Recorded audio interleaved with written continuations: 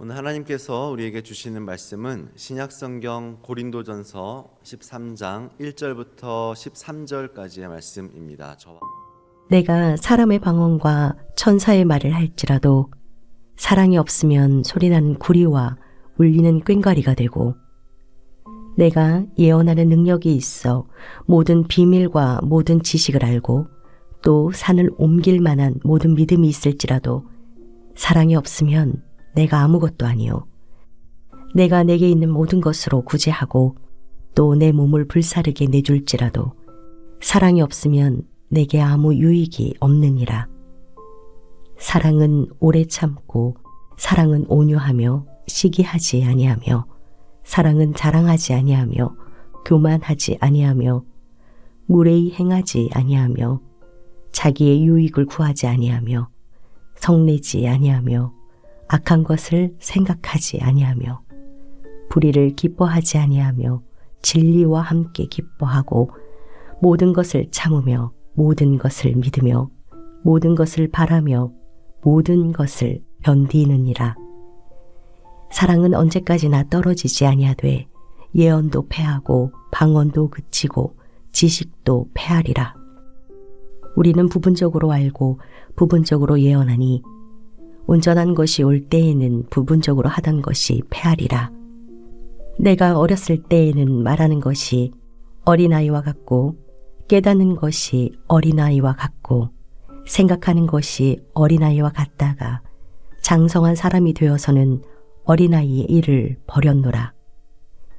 우리가 지금은 거울로 보는 것 같이 희미하나 그때에는 얼굴과 얼굴을 대하여 볼 것이요 지금은 내가 부분적으로 아나 그때에는 주께서 나를 아신 것 같이 내가 온전히 알리라. 그런즉 믿음, 소망, 사랑 이 세 가지는 항상 있을 것인데 그 중에 제일은 사랑이라. 중학교 시절에 처음 고린도전서 13장의 말씀을 들었던 기억이 납니다. 중학교 2학년 때인데요.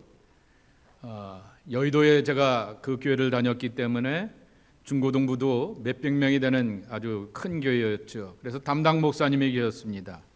그리고 그분이 한 4주 동안 고린도전서 13장의 말씀을 가지고서 사랑장이라고 하여서 설교를 해주셨던 그 말씀이 기억이 납니다. 너무나 은혜를 많이 받아서 그 주간에 고린도전서 13장을 읽고 또 읽고 몇 번을 읽으면서 이렇게 한 달 동안에 몇십 번을 읽게 되었던 고린도전서 13장, 그 기억과 아름다운 그 신앙의 추억을 결코 잊을 수가 없습니다. 근데 문제는 그 다음입니다. 이 사랑의 은사, 사랑장에 대하여서 제가 목사가 되었으니 많은 주석을 보게 되었고 다양한 선배 목사들의 설교집도 읽게 되었고 이렇게 강해의 그러한 내용들도 참여하게 되었지만은 제 마음을 쉽게 은혜로 이렇게 젖어들게 하는 그러한 책이나 내용들, 주석들을 보지 못하게 되었습니다. 신약 성경에서 가장 위대한 책, 위대한 챕터 장이라고 하게 되면은 모든 목사들이, 모든 신학자들이 한결같이 꼽는 말씀이 고린도전서 13장 사랑장이라고 하는 것입니다. 그런데 왜 설교를 하려고 하면 설교가 어렵고 그리고 또한 이렇게 누군가의 그러한 말씀을 들어도 마음에 와닿지 않는가라고 하는 그러한 고민을 오랫동안 해보게 되었습니다. 지금도 집에 가게 되면은 아마 이사하면서 버렸던 기억이 날 것 같은데요. 이렇게 말만 들어도 여러분이 알만한 유명한 목사님들이 고린도전서 13장을 자기가 강해집을 만들었다라고 하여서 책을 보내주신 것이 한 3권 정도가 있게 되었는데 못 찾겠습니다. 다 이렇게 어딘가 이렇게 이사하면서 정리하며 버렸던 그러한 기억이 나게 됩니다. 왜 설교는 어렵고 그리고 이 말씀을 함께 나누는 것 가운데서 은혜 받지 못할까라고 하는 것입니다. 이유는 간단했습니다. 우리 안에서 먼저는 사랑받기에 대한 기대만큼 충족되지 않고 있게 되었고 내가 또한 사랑해야 될 사람으로서 사랑하기는 이 사랑받기보다도 더 어렵고 부끄러울 때가 많기 때문이다 라고 하는 것입니다. 그러나 잊지 말아야 될 것은 하나님의 백성들이 하나님의 공동체 안에 들어오게 되었을 때 사랑받기와 사랑하기를 향하여서 결코 포기할 수는 없다라고 하는 것입니다. 우리는 예수 그리스도를 통한 하나님의 사랑만이 우리를 온전히 회복시켜 줄 수 있고 그분의 사랑이 절대적인 신앙과 삶의 기준이며 그리고 또한 믿음의 실천의 바탕이다라고 하는 것을 알고 있게 되지만은 공동체 안에서 서로의 사랑에 대한 기대를 갖고 함께 살아가게 되는 것입니다. 그러기에 이것을 이렇게 꾸준히 이뤄갈 수 있는 그러한 모습으로 남아 있어야 됩니다. 여러분, 만일 교회 공동체가 사랑을 실천하지 않는 공동체라 말하게 되면은 그것은 독일의 유명한 사회학자 여러분이 많이 들어봤을 말일 것입니다. 게젤샤프트, 이 공동체가 되어버리게 되는 것입니다. 교회가 자꾸만 헌금을 걷어가지고서 모아가지고서 교회에 그냥 필요한 것들과 자기 유익과 그리고 또한 직원들과 모아는 사람들을 위해서만 쓴다 말하게 되면은 아무런 의미가 없게 되는 것입니다. 하나님의 사랑이 놀랍기에 이렇게 구제하게 되고 퍼주게 되고 듣도 보지도 못하게 되었던 선교사들을 향하여서 우리가 선교 후원금을 이렇게 보내게 되었던 그 모습들은 교회 공동체는 이익을 얻는 공동체가 아니라 주셨던 사랑을 따라서 나누는 공동체이다라고 하는 것을 분명하게 하는 것이죠. 우리가 사도행전을 보게 되면서 우리가 소망하게 되는 교회는 사도행전의 교회가 되기를 그렇게 소망하게 됩니다. 바울이 그렇게 여러 교회들을 향하여서 간절하게 가르치게 되었던 건강한 신앙 공동체가 되길 원하는 그것은 바로 이 사랑의 공동체가 되기를 원하는데 아까 게젤샤프트와 게마인샤프트를 이렇게 구분해 놓게 되었는데요. 공동사회라고 말하게 되었지만은 유익 공동체인 것입니다. 유익하다라고 하는 말씀은 거기 갔더니 하나님의 사랑이 있을 뿐만 아니라 서로에게 사랑을 나누라고 하면서 힘들고 어렵고 부족하고 연약한 사람들이지만은 사랑의 기쁨과 나눔이 그 안에 있어라고 하게 되면서 유익을 경험하게 되는 것이 바로 진정한 신앙의 공동체라고 하는 거죠. 이것을 우리는 신학의 용어와 성경의 용어로 표현한다면은 하나님의 나라가 우리 안에서 실현되는 경험을 함께 누린다라고 하는 말씀인 것입니다. 다시 한번 말씀을 드리지만 사랑은 어렵지만 결코 포기할 수 없습니다. 우리의 구세주가 되시는 예수 그리스도라고 하는 절대적인 사랑의 기준이 우리 앞에 있기 때문에 서로를 비교하고 정죄하기보다는 그 사랑에 비치지 못하게 되는 그 사랑에 예수님의 사랑이 100이라고 한다면 내 사랑은 10도 안 되는구나 5도 안 되는구나 라고 하는 나의 미치지 못하는 모습을 보면서 부끄러워하는 그것이 바로 사랑의 출발점이 될 것입니다. 오늘 여기 바울이 왜 갑자기 사랑 얘기하다가 이런 말을 할까요? 11절에 보게 되면 이런 말을 합니다. 내가 어렸을 때에는 말하는 것이 어린아이와 같고 깨닫는 것이 어린아이와 같고 생각하는 것이 어린아이와 같다가 장성한 사람이 되어서는 어린아이의 일을 버렸노라. 우리 모두 다 어린 시절을 지나가게 되었습니다. 그것은 육체적이고 물리적인 어린 시절만 말하는 것이 아니라 신앙적인 그러한 어린 시절들을 경험하게 되는 것입니다. 젊었을 때 야망으로서 성공으로서의 목사의 제 모습과 나이 들어서 제 모습을 비교해 보게 되면 엄청난 차이가 있는 것을 저 스스로도 경험하게 되는 것입니다. 여러분들도 분명히 그렇게 마찬가지일 것입니다.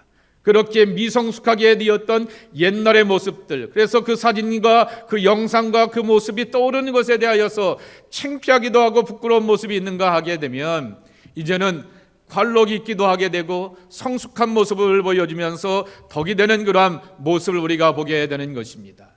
결국 바울이 이야기를 하게 되었던 것은 이 미성숙을 버리게 되고 사랑의 성숙한 모습을 보여주면서 하나님 앞에서 우리 모두 함께 나아가자라고 하는 그러한 권면을 해주고 있게 되는 것입니다. 자, 고린도전서 13장은 고린도전서 12장과 14장 말씀과 함께 같이 보아야 합니다. 소위 말하는 은사장 혹은 은사에 대하여라고 하는 말씀이 12장과 13장과 14장에 이렇게 쭉 나오게 되는 것입니다. 그러면서 가장 좋은 은사, 완성의 은사가 바로 사랑이다라고 이렇게 말씀하게 되는 것입니다. 그 중에 12장은 교회 공동체를 바울이 그렇게 강조하게 되었던 몇 번 다양한 표현을 가지고 반복하여 표현하게 되었습니다. 주님의 몸 혹은 영어로 표현하면 오가나이제이션이라고 하는 것이죠. 소위 말하는 유기론, 지체론이라고 하는 그러한 말을 가지고서 우리의 다 몸으로 지체라고 하는 것입니다. 어제 새벽 기도 때도 잠깐 말씀을 드리게 되었던 것처럼 각 지체에게 주어지게 되었던 역할과 사명의 중요성을 강조하게 되는 것입니다. 거기에서 두 가지 핵심 동사가 있게 됩니다. 먼저 18절인 것입니다. 18절에 보게 되면은요, 제가 읽어보겠습니다. 그러나 이제 하나님이 그 원하시는 대로 지체를 각각 몸에 두셨으니 그랬습니다. 하나님이 그 원하시는 대로 지체를 각각 몸에 두셨다 그랬습니다. 그래서 요새 자꾸만 손톱이 깨집니다. 그래서 어제도 손톱 얘기를 하게 되었습니다. 잘 안 보여요. 그래서 안경을 벗어야 됩니다. 이 손톱이 이렇게 깨지게 되어서 저의 몸 전체를 유지해 가게 되는데 일상과 생활을 하게 되는데 굉장히 바도가 되는 것입니다. 손톱이 문제가 아니라 손톱 이 끝부리에 이렇게 하나가 살짝 깨지게 되어서 그것으로 인하여서 몸의 전체 생활이 이렇게 불편하다라고 하는 것입니다. 그런데 성경은 뭐라고 말씀하냐라고 말하게 되면은 하나님이 그 원하시는 대로 그 지체를 각각 몸에 두셨다라고 하는 것입니다. 야, 넌 쓸모도 없는 것이 나를 바도하는구나 라고 하는 말을 감히 하지 말라라고 하는 것입니다. 교회 사역 가운데서 빛나는 부분도 있게 되지만은 오늘도 이렇게 기도의 말씀에 듣게 되었듯이 이름도 없이 빛도 없이 빛나지 않은 삶 가운데서 섬겨가고 수고하면서 시간과 몸과 또한 물질을 들이면서 헌신하는 수많은 사람들이 있다라고 하는 것입니다. 그렇게 이 두셨다라고 하는 이 시라보 단어는 티테미라고 하는 말인데요, 지정하셨다라고 하는 것입니다. 모든 지체가 하나님의 주권적인 계획과 의도 아래 각자의 자리 가운데서 지정되어서 맡겨지게 되었다라고 하는 것입니다. 고린도 교회가 소위 말하면서 은사를 발휘하면서 누군가를 향하여서 예언하게 되거나 누군가의 방언기도를 향하여서 통변해 주게 되거나 누군가를 향하여서 탁월한 가르침을 주게 되었던 그 사람만을 향하여서 그런 사람들을 향하여서 그렇게 빛나게 하는 것을 향하여서 주목하지 말라라고 하는 그러한 말씀인 것입니다. 두 번째 동사는 22절에 나오게 되는 요긴하다라는 말입니다. 그뿐 아니라 더 약하게 보이는 몸의 지체가 도리어 요긴하고 도리어 요긴하다라고 하는 것입니다. 아난카이오스라고 하는 단어인데요, 꼭 필요하다라고 하는 것입니다. 그러니까 하나님의 공동체 안에서 모든 지체는 저마다의 존재의 이유가 있게 되었고 하나님의 오묘하신 계획 아래 꼭 필요한 존재로 모여 있다라고 하는 것입니다. 교회에 와서 감히 나는 이 교회의 완오브댐입니다 라고 하는 말을 하지 마십시오. 정말 모든 사람들 가운데서 가장 중요한 생명인 것입니다. 그러기에 하나님을 향하여서 업수히 여기게 되는 것입니다. 스스로를 향하여서 비하하는 것이 아니라 자기를 만드시고 창조하시고 이 신앙의 공동체 안에 있게 하시게 되었던 하나님의 부르심과 응답 앞에서 스스로가 이렇게 야치게 되게 되면서 그냥 겸손할 수도 있게 되는 것이고 다른 사람들 앞에서 그렇게 말할 수도 있게 되는 것이지만은 하나님이 그것을 싫어하신다라고 하는 것입니다. 내가 말한 것, 내가 이렇게 고백한 것에 대하여서 하나님께서 기억하시면서 모든 지체들이 다 하나님 앞에서 소중하다라고 하는 것입니다. 이러한 맥락 가운데서 사도 바울은 사랑을 말하게 되면서 은사를 받은 자가 4절 말씀에 보게 되면 사랑은 자랑하지 아니하며 라고 말씀하시면서 자랑하지 말라 말하게 되었습니다. 또 5절 말씀에 보게 되면 사랑은 자기의 유익을 구하지 아니하며 라고 말하게 되었습니다. 은사를 받게 되었던 사람들이 우리는 역사 속에서 은사를 경험하게 되었던 사람들이 자기 사람들을 만들고 자기 세력을 만들게 되고 자기 그룹을 만들게 되면서 결국에 가서는 본질이 왜곡되고 타락하게 되어서 신앙 공동체 안에서 이렇게 벗어나게 되었고 사회적인 그러한 판단을 받게 되었던 이야기들을 역사 속에서 우리는 분명하게 알게 되는 것입니다. 하나님께서 주신 선물 은사에는 우월감이나 열등감이 함께 자리할 틈이 없다라고 하는 것입니다. 왜냐라고 하면 은사는 내가 노력하고 수고하여서 얻는 개인의 성취가 아니다라고 하는 것입니다. 하나님께서 하나님의 교회를 굳건하게 세우기 위하여서 공동체를 신앙 공동체의 유익을 위하여서 허락해 주시게 되었던 것이 은사이고요. 거기에서 믿음과 덕과 선을 세워가기 위하여서 하나님께서 허락해 주셨던 선물 하나님의 도구이기 때문이다라고 하는 것입니다. 다만 우리가 마주하게 되었던 실제는 13장 말씀 제가 서두에도 고민하며 말씀을 드리게 되었던 것처럼 사랑받는 만큼이나 사랑하는 것이 어렵다라고 하는 것입니다. 그러기에 우리는 예수 그리스도를 통하여서 하나님의 사랑을 끊임없이 갈구하고 사모하고 구하면서 하나님으로부터 사랑받기를 기대해야 될 것입니다. 여러분, 여러분의 교회에 있는 목사가 왜 저래? 장로가 왜 저래? 권사가 왜 저래? 교회 오래 다녔다며 모태신앙이라며 라고 이렇게 사람을 향하여서 기대하게 되었을 때 그 기대를 채워줄 수 있는 목사나 교회 지도자들은 없습니다. 해 아래 없습니다. 어쩌다 등장하는 분들도 있게 되지만은 그 이면을 보게 되면서 예를 들면 손양원 목사님의 그러한 사랑의 원자탄 이야기를 듣게 되지만은 또 가족들은 또 한변에서 소외되게 되었던 그 이야기도 우리가 잘 알고 있게 되는 것처럼 그것은 완전한 그러한 사람으로서의 완전한 모습을 우리는 찾아볼 수가 없게 되는 것입니다. 그러기에 우리는 누구로부터 사랑받기를 기대해야 되느냐라고 말하게 되면은 하나님으로부터 사랑받기를 원하고 그 하나님이 예수님을 우리에게 선물로 보내주셔서 그분으로부터 사랑받기를 늘 기대하게 되면서 사랑을 채워야 가게 되는 거죠. 그리고 그 사랑을 채운 만큼 사랑하기에 애쓰고 수고하면서 신실하게 최선을 다하는 하나님의 백성들의 모습이 되어야 한다라고 하는 것입니다. 일상의 삶 가운데서 그리스도를 닮아가며 그 사랑을 실천하는 그러한 교회가 저와 여러분이 되어야 되는 것입니다. 그러한 교회에 한 사람 한 사람 모여 있는 것이 바로 강림교회라고 하는 신앙 공동체라고 하는 것입니다.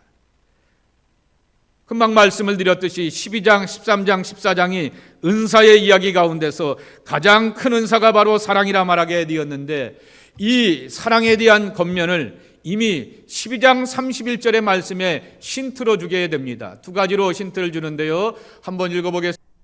너희는 더욱 큰 은사를 사모하라. 내가 또한 가장 좋은 길을 너희에게 보이리라. 집에 가셔서 또 이제 한번 이렇게 나중에 표준 세번역이나 공동 번역을 보십시오. 이렇게 되어 있습니다.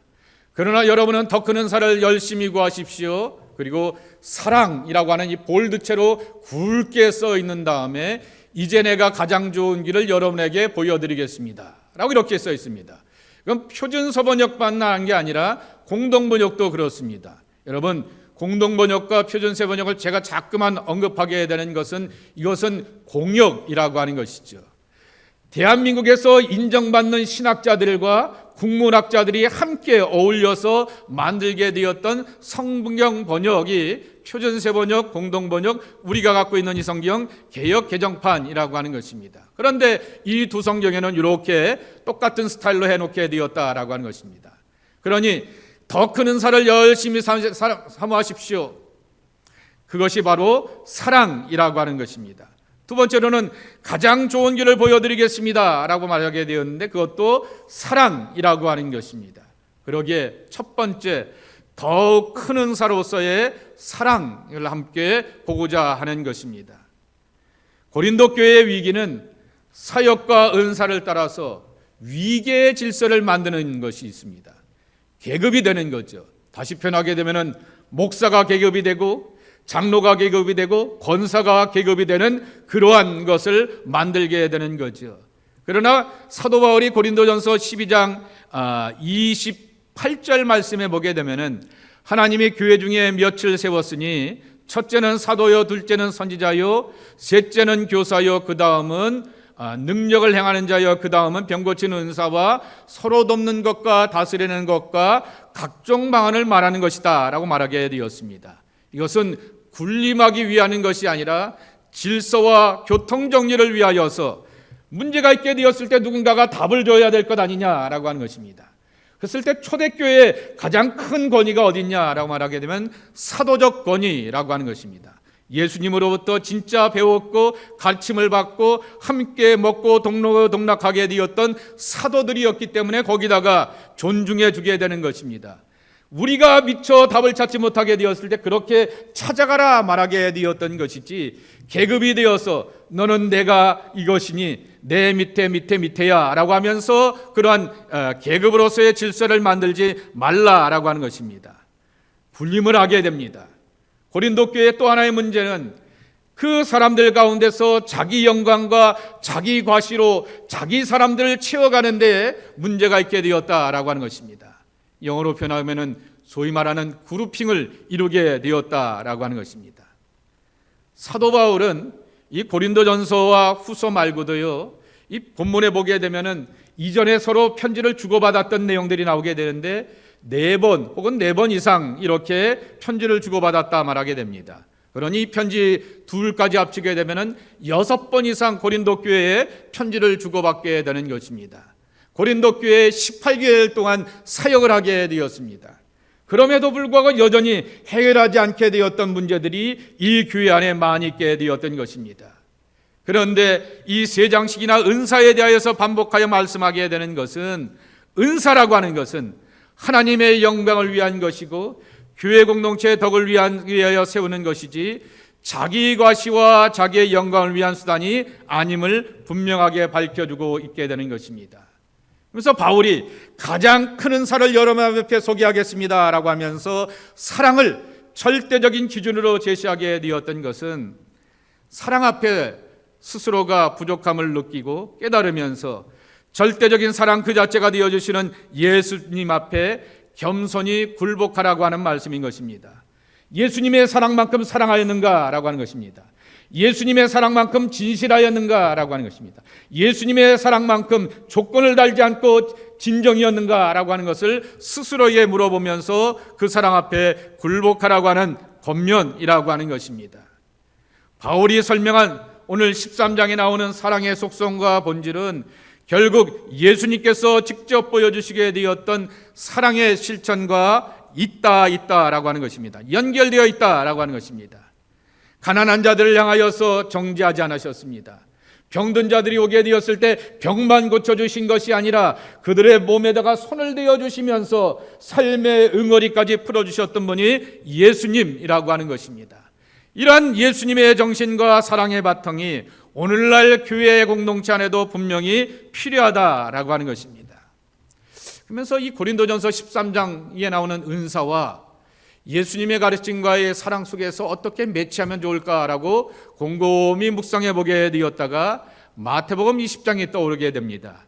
여러분, 마태복음 20장에 보게 되면은 포도원 품꾼의 비유가 나오게 되는 것입니다. 포도원 품꾼의 비유 기억하시죠? 어떤 포도원 지기가 일할 사람들을 부르게 됩니다. 아침 6시부터 오세요 라고 말하게 되었더니 6시에 불러서 일하는 사람이 있게 되었습니다.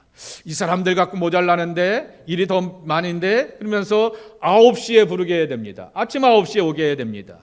그리고 12시에 또 부르게 됩니다. 근데 더 기가 찬 것은 얼마나 계산을 잘못했는지 몰라도 3시, 오후 3시가 되었는데 또 부르게 됩니다. 더 놀라운 것은 4시쯤 돼서 5시면 마감을 하게 되는데 이 4시가 되어서 또 부른단 말입니다. 그리고는 5시가 되어서 오늘 일감 다 끝났습니다 라고 하게 되면서 각각 거기에 맞춰서 그날에 싹 웨이지를 주게 되는데, 오후 4시에 와서 고작 1시간이라는 사람에게 한 데나리온, 노동자의 하루 풍삽을 이렇게 준단 말입니다. 그래서 한 시간이라고 오늘 일당을 다 받아가네 하면서 놀라는 것입니다. 그 다음에 3시에 온 사람에게 주인이 주게 되는데 또 그에게도 한 데나리온을 주게 되는 것입니다. 쟤들은 한두 시간 일했으니까 그럴 수 있어 라고 생각하게 되었는데 12시에 와서 일한 사람에게도 또 한 데나리온을 주게 되는 것입니다. 가장 기대가 되었던 사람은 아침 6시와 아침 9시 와서 일한 사람이었죠. 그 사람들에게도 이렇게 웨이지를 주려고 하게 되는데 똑같이 한 데나리온을 주게 되었던 것입니다. 뭐야 그랬어요? 바로 나오는 단어 하나 있어야죠. unfair. 이거 불공정합니다 라고 말하게 됩니다. 왜 아침 6시에 온 사람하고 오후 4시에 온 사람하고 똑같이 한 데나리온 그날의 품삯을 줍니까? 라고 하면서 마땅치 않다라고 하면서 주인을 향하여서 불만을 쏟아내게 되는 것입니다. 당연히 우리도 저도 그 자리에서 그렇게 일을 하게 되었다고 하면 그렇게 말할 것입니다. 그러니 예수님께서 뭐라고 대답하시냐면은 내 것 가지고 내가 주느니 너는 그거 받아가지고 그것을 가지고 가라 라고 이렇게 말씀하시게 되었던 것입니다. 이 이야기는 교회에 오게 되었을 때 아침 일찍 오전 6시에처럼 일찍 교회에 부름을 받게 되었던 사람들이 있습니다. 예수님을 일찍 만나게 되었고 일찍 경험하게 되었고 일찍 사랑의 은총을 경험하게 되면서 주님의 몸된 교회를 위하여서 시간과 물질과 삶을 들여오게 되었던 수고의 사람들이 있습니다. 그리고 어떤 사람은 오후 4시가 되어서 간신히 구원받은 것처럼 그렇게 느지막이 구원받은 사람들이 있게 됩니다. 여러분, 십자가상에서 좌우 강도 가운데 한편 강도가 구원받았지 않았습니까? 그 구원받은 사람을 뭐라고 불러요? 부끄러운 구원이라 부르죠. 근데 성경 어디에 그 사람을 향하여서 예수님이 그리고 바울이나 예수님의 제자들이 그 사람은 부끄러운 구원이야 라고 말한 적 있어요? 없어요? 있어요? 없어요? 없으니까 제가 큰 소리 치죠. 빨리 대답해 보세요. 없습니다. 그런데 신학자들과 그리고 성경의 사람들은 그 사람을 향하여서 뭐라고 말합니까? 마지막 죽기 직전에 간신히 구원받았다라고 하여서 부끄러운 구원이라 이렇게 꼬리표를 우리가 붙이게 됩니다. 이 내 입을 꼬리표를 붙이게 되는 것은 우리의 삶의 습관이라고 하는 것입니다. 그러나 오후 4시에 구원받은 사람이 있는가 하면은 정오 12시에 구원받은 사람이 있게 되고요. 어떤 사람은 일찍이 하나님의 사랑과 은혜를 경험하게 되어서 아침 6시에 주인의 농장에 다시 표현하면 하나님의 몸된 교회에 와서 시간과 물질과 삶을 드리게 되었던 헌신의 사람들도 있다라고 하는 것입니다. 그러니 그러한 사람들이 주장하지 못하게 하라 라고 말한 것은 오늘 사랑의 이 속성과 내용들을 보게 되면서 자랑하거나 뽐내지도 말고 자기의 영광과 자기의 가식과 자기의 이익을 위하여서도 구하지도 말라 말하게 되는 것입니다. 우리에게 구원을 받은 것뿐만 아니라 교회 공동체를 향하여 섬길 수 있도록 자리를 맡겨주시고 은사를 주신 것은 다 하나님의 선물입니다. 자, 선물이라고 하는 시라버 단어가 카리스마입니다. 자, 카리스마 알죠?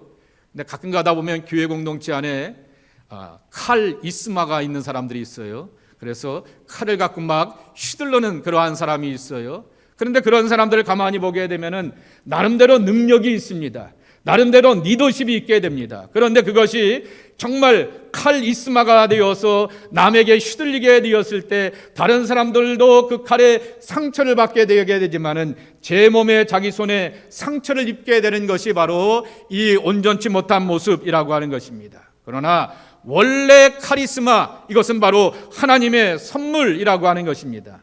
우리가 능력이 되고 조건이 되고 자격이 되니까 우리에게 주신 것이 아니라 아무 조건과 자격 없이 우리에게 선물로 주셨다라고 하는 것입니다. 에베소서 2장 8절입니다. 하나님의 선물이라. 아멘. 이것이 바로 우리의 신앙 공동체의 기초가 되어야 되는 것이고 가장 큰 은사인 사랑을 구할 줄 아는 하나님의 백성들의 모습이 되어야 한다라고 하는 것입니다. 두 번째, 사랑이 뭐냐라고 말하게 되면은 가장 좋은 길을 경험하게 하는 것이 사랑이다라고 하는 것입니다. 어디 가는 길이요? 천국 가는 길이요. 어디 가는 길이요? 여기서 천국을 경험하는 길이요. 이것이 바로 사랑이라고 하는 것입니다. 사도 바울은 사랑이야말로 교회 공동체를 건강하게 세우고 개인의 신앙을 지켜가는 가장 탁월한 길 혹은 방법이자 수단이라고 소개하게 되는 것입니다. 고린도전서 12장 31절에 나오게 되는 이 길이라고 하는 히라버 단어 호도스라고 하는 말은 생활 방식이라고 하는 말입니다. 여행의 출발이라고 하는 그러한 뜻을 담고 있게 됩니다. 여러분 한번 생각해 보세요. 가족 여행을 가기로 마음먹고 작정하게 되었어요. 그런데 온 가족이 뭔 일로 인하여서 전날 대판 싸웠어요. 막 싸운 다음에 막 치고받고 뭐 이렇게 하면서 이렇게 막 하는데 해놓은 것은 돈이 아깝기 때문에 여행은 가야겠어요. 가면서 출발하게 되었을 때 기분이 얼마나 좋겠습니까? 얼마나 불편하겠습니까?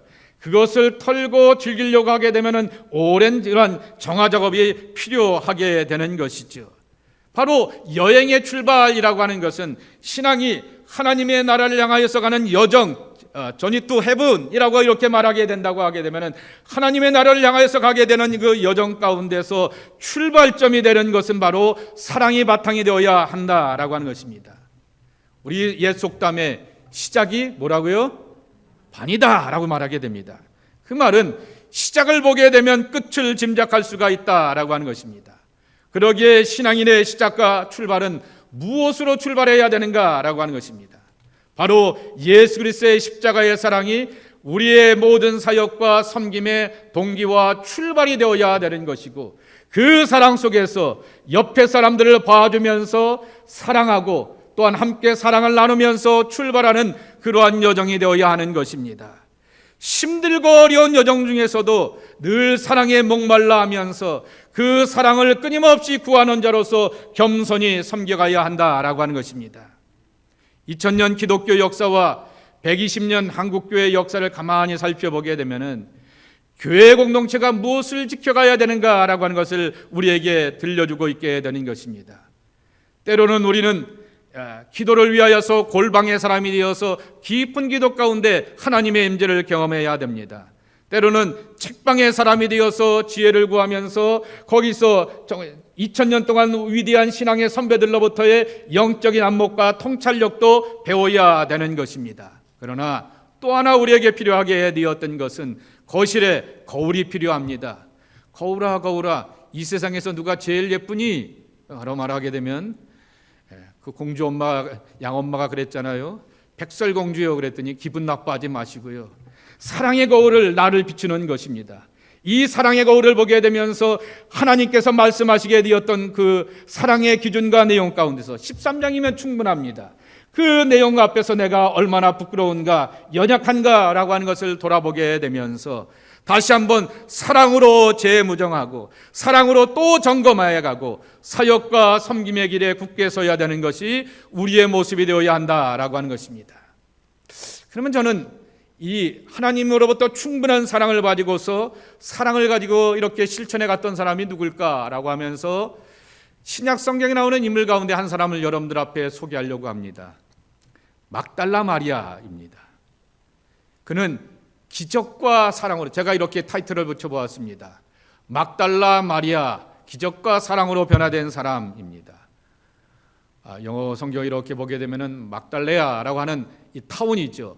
마리아라고 하는 이름이 흔한 이름 아니겠습니까? 여러분이 아시는 마리아도 많이 있지 않습니까? 그런 마리아 가운데 한 사람이어서 막달라라고 하는, 막달라네라고 하는 동네에서 오게 되었던 마리아라고 말하게 됩니다. 누가복음 8장 2절에 보게 되면 이 여인의 과거 신상을 소개하게 됩니다. 막달라 마리아가 어떤 사람이었다라고 하는 것을 소개하는데 7 귀신이 나가게 되었다 그랬습니다. 그러니 신비한 체험을 하게 되었던 것이죠. 정신이, 사회적 삶이 온전치 못한 사람 마리아가 예수님을 만남으로 인하여서 온전해지는 신비한 은혜의 체험을 하게 되었습니다. 병고침을 받았다라고 하는 그러한 얘기들도 그 안에 포함시켜 놓게 되는 것입니다. 신비한 체험 아니겠습니까? 말할 수 없는 육체적인 고통과 괴로움 가운데서 깨끗해지게 되었던 기쁨과 감격, 하나님으로부터 예수님을 통하여서 엄청난 사랑과 은혜를 그가 만나고 체험하게 되었던 것입니다.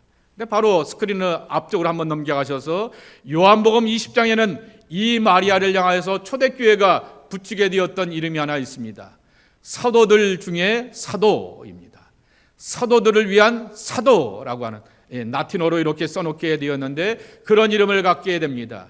왜 그러냐고 하면은 요한복음 20장에 보게 되면은 유명한 예수님과 마리아가 이 라포 공감대를 형성하게 되면서 이심전심의 무언의 언어로 나누게 되었던 그 대화가 나오게 됩니다. 이 막달라 마리아가 예수님의 무덤가를 향하여서 올라가게 됩니다. 근데 이 한밤중에 이 군인들이 지키고 있는 이 무덤가를 향하여서 올라가게 되었을 때 굉장히 두렵고 찜찜하였을 것입니다. 근데 더 당황스러운 것은 예수님의 무덤가에 안에 예수님의 바디 시신이 없게 되었다라고 하는 것입니다. 그런데 그 시신을 보면 없는 무덤을 바라보게 되면서 당하는 가운데 있게 되는데 뒤에서 누군가가 그를 향하여서 부르게 됩니다. 마리아요 라고 하는 말입니다. 저게도 저만의 목소리 고유한 톤이 있게 되는 것처럼 예수님의 고유한 톤이 있지 않았겠습니까? 수많은 마리아가 예수님 주변에 있게 되었는데 그 마리아라고 하면서 나를 부르게 되었던 예수님의 목소리가 딱 떠오르게 되면서 뒤를 다 돌아보게 되오니 그가 본능적으로 뱉었던 말은 한마디밖에 없게 됩니다. 라보니, 랍비요, 선생님이라고 하는 그러한 말밖에 없게 되는 것입니다. 마리아요, 랍비요, 요 두 마디 가지고서 부활의 기쁨과 감격이 함께 체험되게 되는 것이죠. 정말 이신전심의 그러한 모습들을 표현하게 되는 그 아름다운 모습을 보여주게 되는 것입니다. 이 이후에 그는 베드로와 다른 제자들에게 주님이 죽음을 이기시고 부활하셨다라고 하는 기쁜 소식을 전하였기 때문에 좀 전에도 보게 되었던 사도들의 사도라고 하는 그러한 타이틀과 이름을 갖게 되었던 것입니다. 그런데 여러분 소설 가운데 보게 되면 카잔차스키의 그리스도 최후의 유혹이라고 하는 책도 있고요.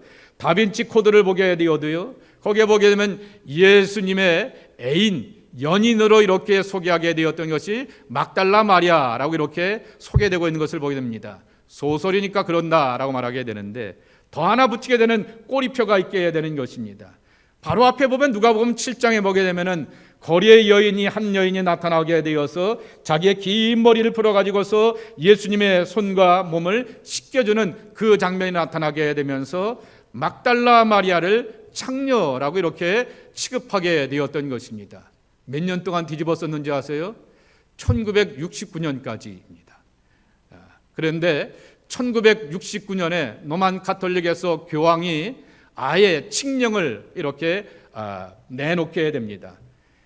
성경학자들과 사람들이 오해하여서 그리고 심지어 우리의 찬송의 가사에 보게 되면은 막달라 마리아가 자기의 머리를 푼 여인이라 말하게 되는데 그 여인이 아니다라고 말하게 되면서 막달라 마리아는 누가복음 8장 2절에 있는 것처럼 7 귀신 들렸던 거 맞고 병 고침 받은 거 맞게 되었지만은 그 기쁨 가운데서 주님을 감격적으로 섬겨오게 되었던 하나님의 사람일 뿐이다 라고 하면서 그리고 부활의 증인이 된다라고 하는 것을 소개하게 됩니다. 복음서에 보게 되면은 막달라 마리아에 관한 이야기가 12번 이렇게 언급되고 있게 되는데 그는 기적을 경험하기도 하게 되었고 사랑을 늘 경험하기도 하게 되었지만은 그 사랑을 가지고서 제자들도 이렇게 감히 올라가지 못하게 되었던 주님의 무덤가를 향하여서 올라가게 되었던 사랑하기에도 능숙한 사람이 바로 막달라였을 뿐이다, 막달라 마리아였을 뿐이다 라고 하는 그러한 소개를 하고 있게 되는 것입니다. 그러기에 우리는 그에 있어서 안타까운 그 모습들을 우리가 기억하게 되죠. 그러나 그는 가장 큰 사랑 가운데서 사랑이 가장 좋은 길이고 주님을 만나는 길이고 주님과 더욱 밀접해지는 믿음의 길이라고 하는 것을 깨닫고 그러한 고백을 드리게 되었다라고 하는 것입니다. 여러분들에게 당부합니다. 사랑을 포기하지 마십시오. 예수 그리스도부터 받을 사랑을 기대하시기 바랍니다. 그리스도의 사랑을 따라서 사랑을 우리가 늘 경험하고 체험하는 하나님의 사랑이 우리 가운데 늘 준비되어 있다라고 하는 것입니다. 하나님이 우리에게 포기한 적이 없게 되고 하나님이 우리에게 엄청난 기대감을 갖고 있기 때문에 그 사랑을 우리에게 채워주실 것이다 라고 하는 것입니다. 그리고 그 사랑을 받아서 그 사랑을 배워서 그 사랑을 느끼면서 사랑을 실천해야 할 것입니다. 누가복음 7장 47절 말씀에 보게 되면은 용서받은 만큼 사랑한다라고 하는 말씀을 주시게 됩니다. 그러기에 우리가 사랑을 많이 받게 되면은 사랑하기에도 능숙한 사람이 될 수가 있게 되는 것입니다. 행여나 교회 지도자들을 통하여서 왜 사랑을 안 해주세요 라고 할 때 그럴 수 있습니다. 그 사람들을 향하여서 실망할 수도 있습니다. 그러나 거기다가 기대하면은 언제나 실망이 넘쳐날 것입니다. 그 사람들을 기대하는 것이 아니라 바로 주님을 기대하고 주님의 은혜를 기대하면서 한없는 사랑을 바라보면서 그 사랑과 은혜를 우리 가운데 간직하며 사랑하기에 익숙한 하나님의 사람들이 되어야 한다라고 하는 것입니다. 사랑의 사람으로서 사랑의 은사를 추구하며 그 깊이를 살아가려고 하면 반드시 막달라 마리아처럼 예수 그리스도와의 인격적인 만남이 선행되어야 한다라고 하는 것입니다. 하나님께서는 신령한 은사로서 신비한 체험, 병고침도 있고요, 예언도 있고요, 방언도 하게 되고 옆에서 방언하는 것을 다 트랜슬레이트하는 통변의 은혜도 허락하여 주시기도 했지만은 무엇보다도 그리스도의 십자가 사랑에 굴복하고 감화되어서 변화될 것을 우리에게 권면해 주게 되는 것입니다. 그래서 사랑의 은사로 충만하라라고 하는 것입니다. 이것이 우리가 걸어가야 될 가장 좋은 길이요 천국에 이르는 참된 길이라고 하는 사실을 기억하면서 사랑의 은사를 모든 사람들에게 열려진 것 받으시고 충만히 누려가는 하나님의 사람들이 저와 여러분의 모습이 되기를 예수님의 이름으로 간절히 축복합니다. 하나님 감사합니다. 사랑을 구하며 사랑에 목말라하며 살아왔던 우리의 한 삶의 여정입니다. 그러나 예수님밖에 없습니다. 그분의 사랑과 은혜에 늘 갈급해하며 구하며 사랑으로 나가는 하나님의 사람들이 저희들에게 하여 주옵소서. 하늘문을 열어주신다라고 말씀하셨는데 우리는 축복이 필요하기도 합니다. 정말 이른 비와 늦은 비와 땅에 필요한 것들도 공급해야 되겠지만은 내 마음이 변화되고 내 삶의 태도와 자세가 변화될 수 있는 하나님의 사랑이 우리에게 있어야 되겠습니다. 그 사랑을 누려가면서 경험하면서 다른 사람들을 향하여서 사랑의 실천을 행하기에 부족함이 없는 저희들 모두가 되게 하여 주옵소서. 예수님의 이름으로 축복하며 기도합나이다. 아멘.